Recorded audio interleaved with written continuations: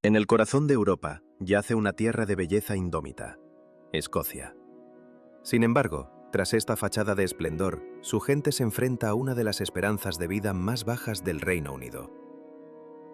Una nación que celebra la libertad, pero que nunca ha conseguido romper del todo sus cadenas. Sus lagos silenciosos y sus pacíficas aldeas en las tierras altas ocultan comunidades que viven con presiones de las que el mundo exterior rara vez oye hablar. Y cuanto más nos acercamos a estos paisajes, más nos encontramos con realidades que apenas aparecen en los informes oficiales. Edimburgo se alza sobre 7 colinas volcánicas, una estructura que crea una clara separación entre elevaciones, calles y perspectivas.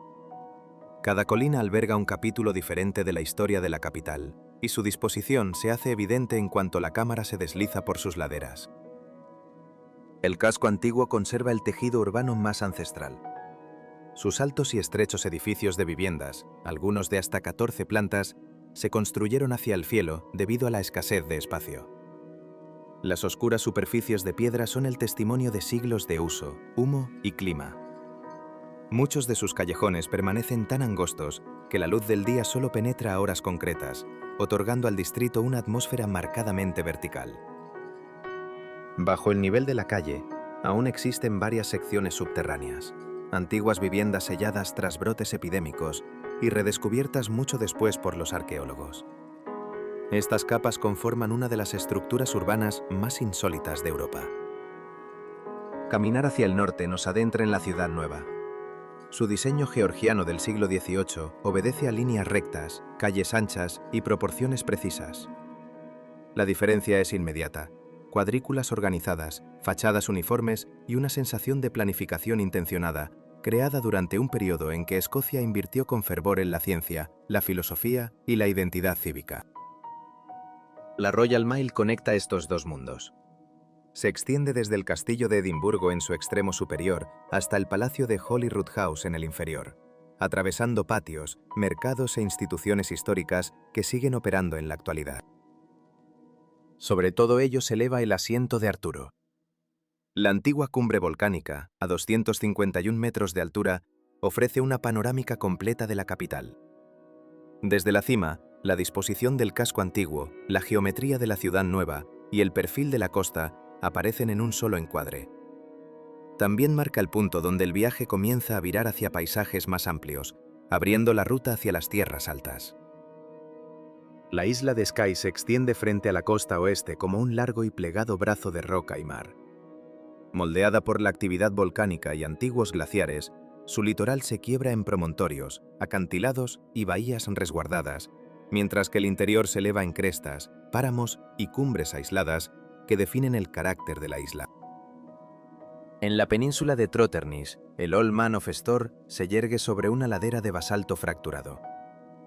El pináculo y los acantilados circundantes forman parte de un deslizamiento de tierra masivo, donde el terreno se ha desplazado y quebrado lentamente a lo largo de miles de años. Aquí, en la quietud de la roca y el viento, la tierra misma parece contar la historia de una nación. Una de fracturas profundas, de belleza nacida del cataclismo y de una fuerza que perdura a pesar de las cicatrices, tanto visibles como invisibles. La tierra aquí no es estática, es un lienzo en perpetuo movimiento. Las mediciones de la ladera revelan múltiples fases de un desplazamiento ancestral, visibles en el terreno escalonado, en las paredes de roca expuesta y en las formaciones irregulares que surcan la colina como cicatrices. Más allá, en la misma línea de terreno elevado, el Quirán continúa esta narración de inestabilidad. Carreteras, pastos y senderos se abren paso a través de un paisaje de roca inclinada y abruptas murallas de hierba. Segmentos enteros de la pendiente siguen cediendo, exigiendo reparaciones constantes en la ruta que la atraviesa. Es la crónica de una convivencia precaria, donde la geología indómita y la vida cotidiana permanecen íntimamente entrelazadas.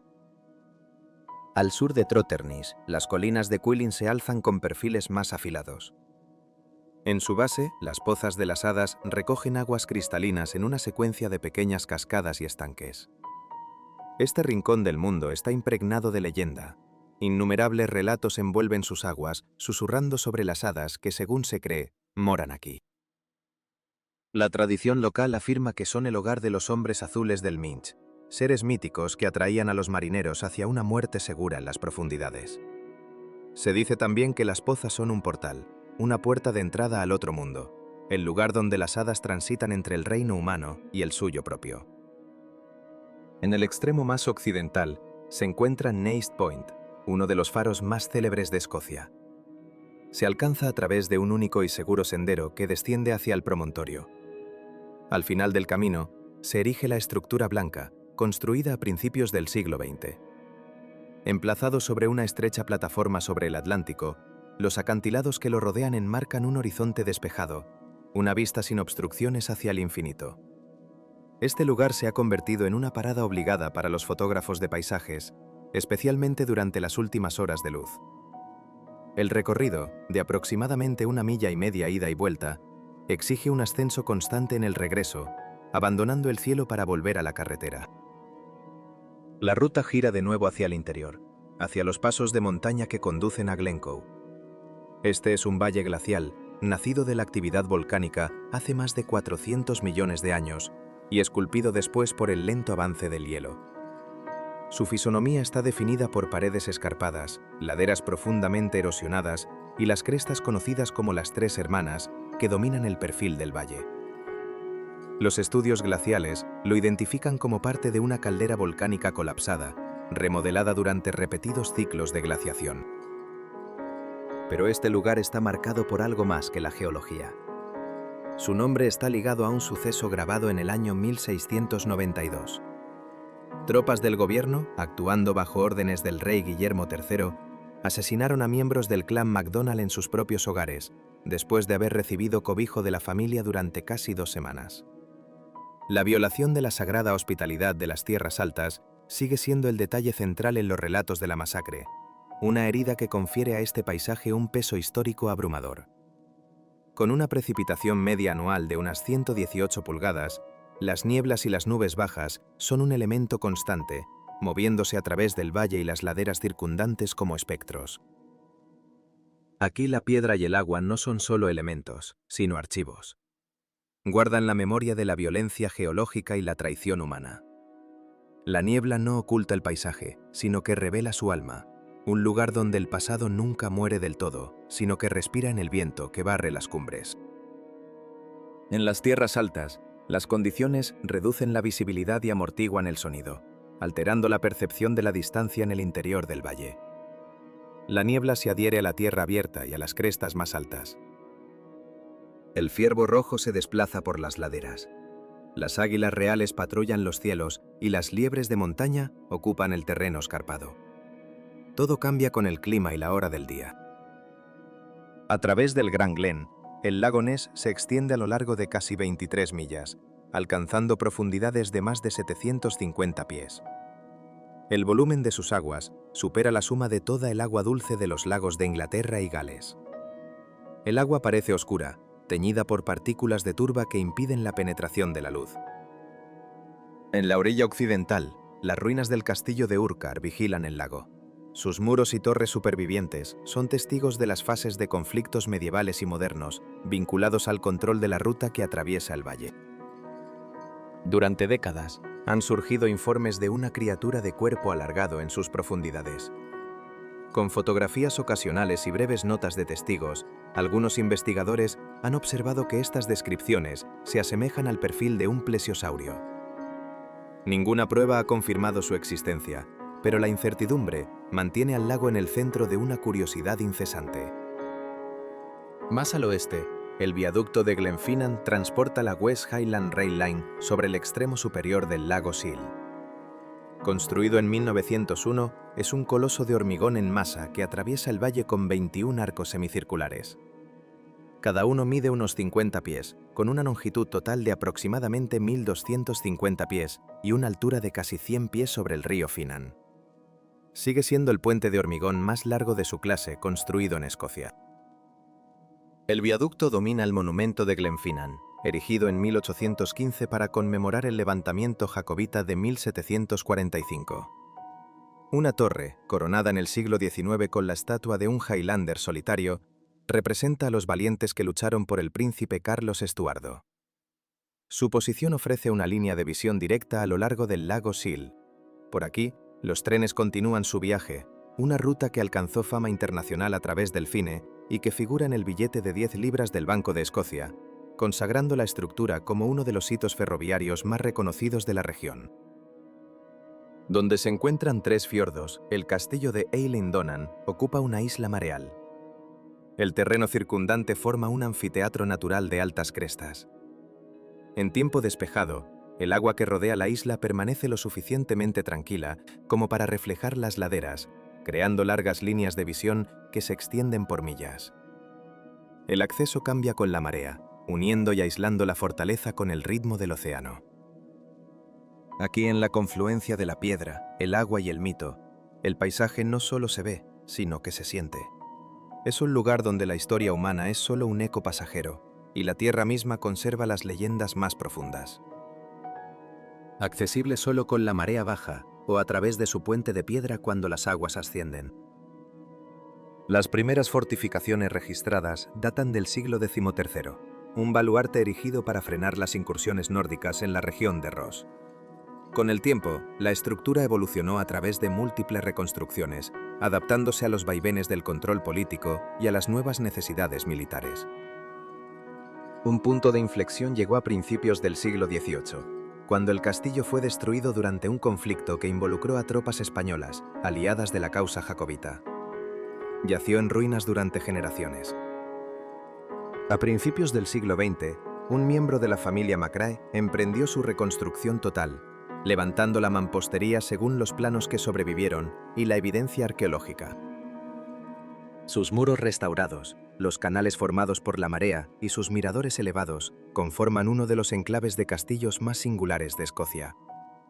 La estructura se asienta sobre un terreno que se eleva lo justo sobre el agua, dibujando una silueta nítida contra los picos circundantes. Con cada cambio del tiempo, la forma de la isla, el puente y las aguas abiertas revelan la posición estratégica del lugar en el corazón de las tierras altas. Este enclave marca la transición del terreno costero a los valles interiores que definen la siguiente etapa del viaje. Más al sur, donde las tierras bajas se encuentran con las altas, se alza Stirling. Ocupando un estrecho corredor, Stirling ha sido durante mucho tiempo la llave de Escocia, una designación basada en su dominio del paso que une ambas regiones.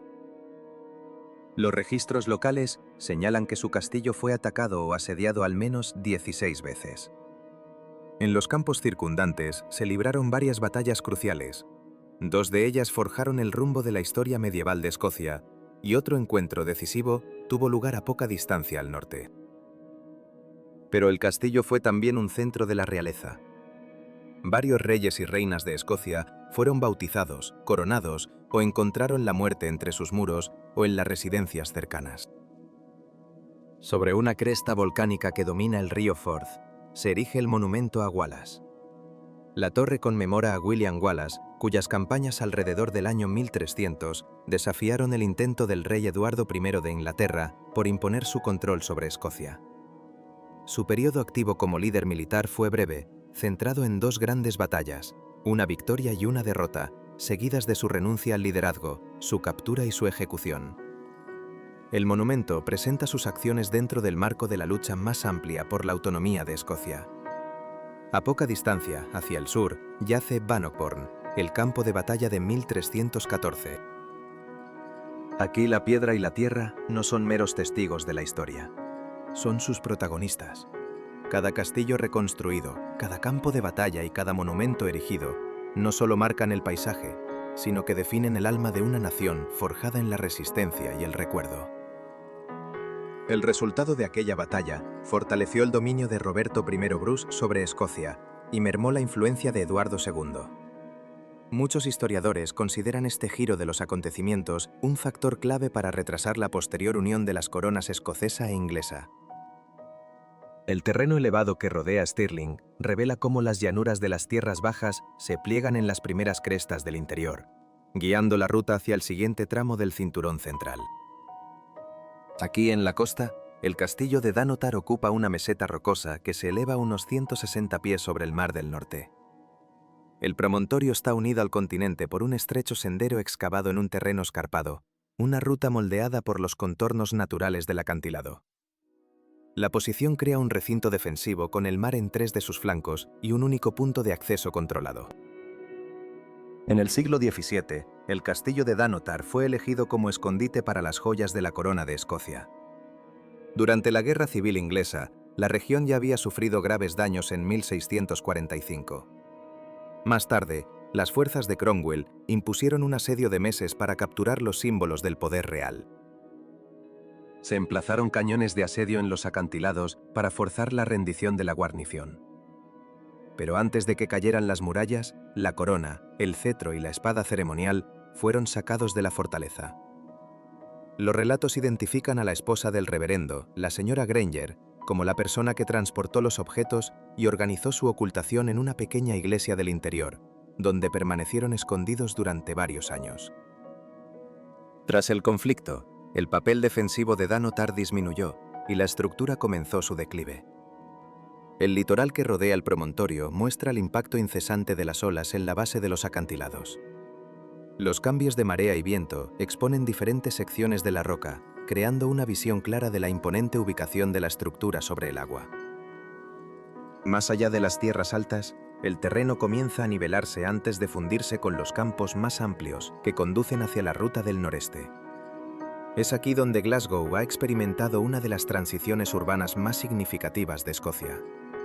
Antiguos astilleros y distritos industriales han sido reconvertidos en espacios culturales, estudios, salas de conciertos y galerías públicas. La escala de los viejos almacenes sigue siendo visible, pero sus funciones ahora se centran en el arte, el diseño y el espectáculo. Los distritos de ocio nocturno se entrelazan con estos cambios a través de la música en directo, los pequeños teatros y los eventos que se prolongan durante toda la semana. La Catedral de San Mungo perfila la ciudad medieval, mientras que la necrópolis victoriana, en la colina adyacente, refleja la influencia de la industria y el comercio del siglo XIX. Senderos en terraza y monumentos de piedra se elevan por la ladera, ofreciendo vistas despejadas sobre las calles circundantes. El West End presenta un ritmo diferente. Pubs, tiendas independientes, mercados de segunda mano y pequeños teatros bordean sus calles. Sobre ellos se alza la Universidad de Glasgow. Sus torres del siglo XIX permanecen como testigos silenciosos, observando cómo la piedra y la memoria se adaptan al pulso incesante de una nueva era. A orillas del río, donde el eco de los astilleros y las fábricas ha enmudecido, se alza un nuevo horizonte. Museos, estadios y viviendas de nueva construcción forman parte de una metamorfosis que ha reconvertido la ribera en un corredor público contemporáneo. Estructuras históricas y proyectos recientes dialogan por toda la ciudad, testigos a escala real de la transición de Glasgow. Un viaje desde el corazón de la industria pesada hacia el alma del trabajo creativo y cultural. En las tierras altas, un sonido ancestral resuena entre los valles. La gaita, aunque sus formas primigenias aparecieron en múltiples regiones, encontró en Escocia su evolución definitiva, la gran gaita de las Highlands, un instrumento ceremonial que acompaña a unidades militares y da voz a las reuniones públicas. Junto a la música, un lenguaje tejido en lana define la identidad de las Highlands. El tartán y el kilt son sus sílabas. Las primeras referencias al kilt datan del siglo XVI, describiendo una gran prenda de lana que envolvía la cintura y podía echarse sobre el hombro. Los patrones del tartán, originalmente vinculados a estilos de tejeduría regionales, se asociaron a los clanes durante el siglo XIX, cuando los registros textiles formalizaron los diseños que hoy conocemos. Ambas tradiciones perviven, presentes en festivales, eventos formales y en el pulso de la comunidad. En St. Andrews, la historia académica y un paisaje venerado por el golf convergen. El Old Course ocupa un terreno abierto junto a la costa, un lienzo primigenio marcado por calles largas y búnkers de arena esculpidos por los vientos marinos. Muchos elementos de su diseño original siguen siendo un modelo para los campos modernos, uno de los ejemplos más estudiados en la historia de este deporte. A pocos pasos se alzan los edificios de la Universidad de St. Andrews. Fundada en 1413, sus patios, aulas y colegios mayores constituyen uno de los centros de educación superior más antiguos de Escocia. Varias de sus estructuras se remontan al periodo medieval, y la universidad sigue creciendo en torno a estos núcleos históricos. La institución es también el lugar donde el príncipe Guillermo conoció a Catherine Middleton, un apunte moderno en sus 600 años de historia. Cerca de allí, los restos de la Catedral de St. Andrews se yerguen como un esqueleto de piedra. Los muros, torres y cimientos que sobreviven revelan la escala monumental del complejo antes de su destrucción en 1559, durante la Reforma escocesa. El terreno abierto que rodea las ruinas permite una lectura clara de la línea de la costa y del trazado de las calles antiguas. En la isla de Islay, el paisaje está impregnado de un aroma inconfundible. Es conocida por su concentración de destilerías. 9 instalaciones operan a lo largo de sus costas y valles interiores. Cada una de ellas utiliza la turba local para secar la cebada malteada, un proceso que da a luz whisky reconocidos en todo el mundo por su carácter ahumado. Aquí, en cada gota, no solo se saborea una bebida, sino el espíritu indómito de la tierra y el tiempo mismo, destilados. El proceso se nutre de la turba, extraída de pantanos cercanos donde capas de vegetación compactada se han acumulado a lo largo de eones. Es un pacto con la tierra, una memoria geológica que alimenta el fuego y el carácter de la isla. Con la llegada de los meses más fríos, un espectáculo ancestral se despliega. Unos 20.000 gansos salvajes descienden sobre los campos y humedales, un vasto ejército alado que reclama su hogar de invierno. En su migración anual, trazan un mapa invisible entre estas costas y sus lejanos lugares de cría en el norte, un pulso vital que marca el paso de las estaciones. La línea costera es un diálogo constante entre la tierra y el mar, una sucesión de bahías, acantilados bajos y aguas abiertas. Tierra adentro, el agua define el paisaje de otra manera. El lago Lomond ostenta la mayor superficie de cualquier lago de Escocia. Sus aguas se extienden en una red de ensenadas y abrazan 38 islas de tamaños dispares, algunas boscosas, otras de roca desnuda. La verdadera escala del lago se revela desde sus orillas, donde largos corredores de agua fluyen entre suaves crestas. El paisaje circundante marca una frontera geológica, el punto de transición donde las tierras bajas se rinden ante las tierras altas. Laderas boscosas, praderas abiertas y amplios valles convergen en esta zona limítrofe. Los Trossachs añaden una serie de pequeños picos y colinas boscosas, con Benvenue alzándose como una de sus cumbres más reconocibles. Senderos, aldeas y caminos de acceso se aferran a los contornos naturales del terreno, tejiendo una red que une el bosque, la orilla del lago y las tierras altas. A medida que la ruta se adentra en los valles, el terreno comienza a elevarse hacia el corazón de las Highlands. Aquí se encuentra Village Nava, el paso del ganado en gaélico escocés, un eco de su antiguo uso como corredor para el ganado a través de la península de Applecross. La carretera moderna, una obra de ingeniería de Thomas Telford del año 1822, sigue un diseño que evoca los grandes puertos alpinos. Con curvas cerradas y pendientes vertiginosas, el ascenso comienza al nivel del mar y alcanza una altitud de unos 2.050 pies en su cima. Es una de las carreteras públicas más altas de Escocia y la más empinada del Reino Unido. La ruta ocupa un corredor de un solo carril tallado en la ladera de la montaña. En varios tramos, el asfalto corre junto a precipicios expuestos, con paredes de roca y altas crestas que encierran el paso. Las líneas de trazado cambian bruscamente, dictadas por la elevación y la geometría implacable de las curvas. El descenso conduce a Applecross, un pequeño asentamiento resguardado en una bahía protegida. La fauna local se deja ver en la costa y en los márgenes boscosos. Avistamientos de nutrias, milanos reales, ciervos y ocasionalmente martas se registran durante todo el año. La vida humana se congrega cerca de la posada del pueblo y los pequeños restaurantes, conocidos por servir pescado fresco capturado en las pesquerías regionales. Más allá en el horizonte, las Hébridas exteriores se perfilan como una cadena de islas atlánticas. Un entorno distinto, moldeado por la fuerza del océano, donde la vida misma es una adaptación constante a los designios de la naturaleza. Aquí en los confines del Atlántico, la Tierra es modelada por el embate incesante del oleaje oceánico. Un mundo de vastos hábitats salvajes y antiguas tradiciones gaélicas que perduran contra el tiempo. Lewis y Harris conforman la mayor masa de tierra de este archipiélago, una dualidad en un solo cuerpo. Su orografía es un estudio de contrastes, desde las llanuras de turba que se pierden en el horizonte hasta las escarpadas colinas que se desploman sobre la costa. En Harris se encuentran algunas de las playas más célebres de la región. Luskentyre se define por su arena pálida y un agua cuyo color muta con las mareas, el clima y la profundidad.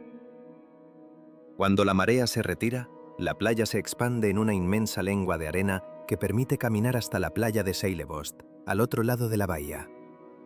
En esos momentos, estrechos canales de marea dibujan formas sinuosas sobre la superficie, surcando la arena fina y compacta. Bajo un sol brillante, el agua adquiere un tono turquesa.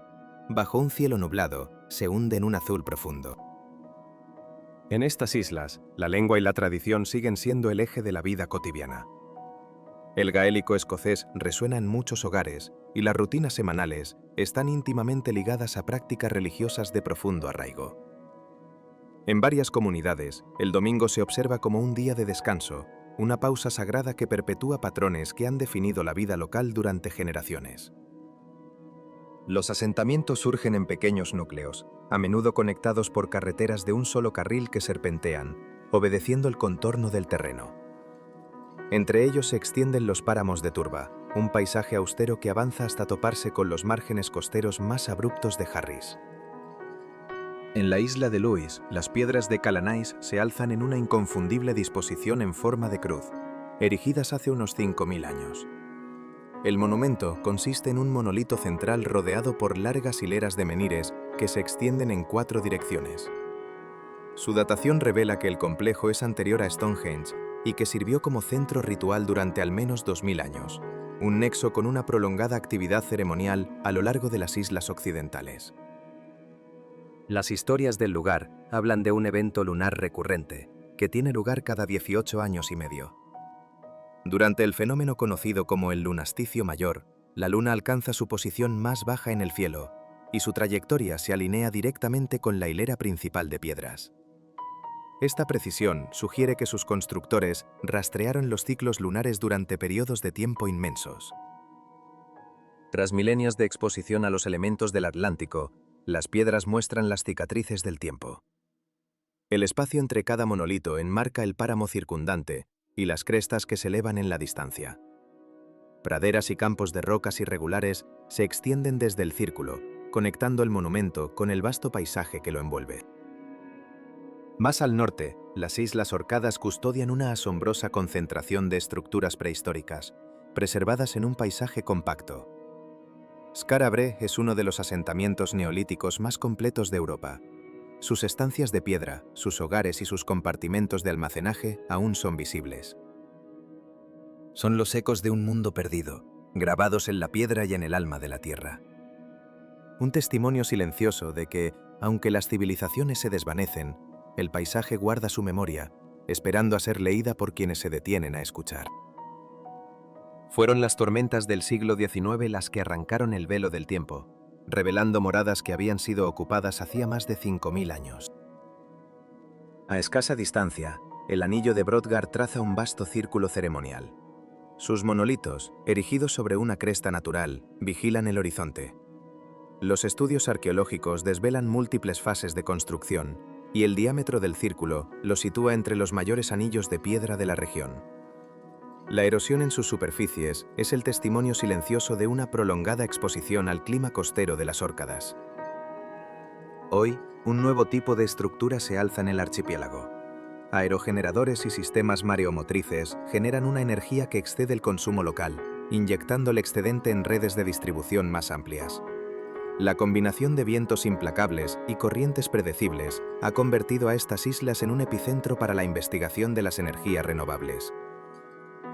Entre estos enclaves, históricos y modernos, se extienden campos abiertos, colinas bajas y canales que conectan las islas a través de una red de calzadas y estrechos fiordos. Inverness se erige como el principal centro administrativo de las tierras altas. El río Ness atraviesa el corazón de la ciudad, sus orillas flanqueadas por paseos, puentes y edificios públicos. El actual castillo de Inverness, que data de 1836, ocupa una posición elevada, dominando el curso del agua. Las calles que lo rodean son un mosaico de oficinas cívicas, áreas comerciales y antiguas estructuras de piedra que narran la expansión gradual de la urbe.